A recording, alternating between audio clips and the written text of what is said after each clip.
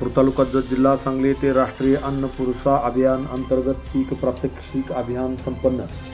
रामपूर तालुका जत जिल्हा सांगली येथे दिनांक 19/7/2026 रोजी राष्ट्रीय अन्न पुरवठा अभियान अंतर्गत पीक प्रात्यक्षिक अंतर्गत बाजरी पिकाचे श्री स्वयंसहाय्यता गट वज्रवाड गटाला बियाणे वाटप करण्यात आले। तसेच जनकल्याण महिला बचत गट आत्मनिर्भरता अभियान अंतर्गत मूग पीक पद्धतीवर आधारित शेतकरी प्रशिक्षण घेण्यात आले। या दिवशी तालुका कृषी अधिकारी माननीय प्रदीप कदम, मंडल कृषी अधिकारी सुनील सापोते, उपकृषी अधिकारी श्री राजेंद्र जंगम, राणोबा हिरवे, सहाय्यक कृषी अधिकारी तसेच सदर गटाचे अध्यक्ष अनिल चव्हाण, सचिव यांच्यासह अनेक मान्यवर खास करून उपस्थित होते।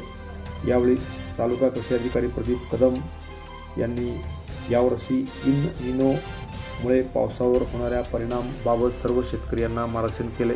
तसेच कमी कालावधीचे व कमी पाण्यावर येणाऱ्या पिकाची लागवड शेतकऱ्यांनी करावी असे आवाहनही त्यांनी सर्व शेतकरी व बचत गटातील सर्व सदस्यांना यावेळी केले।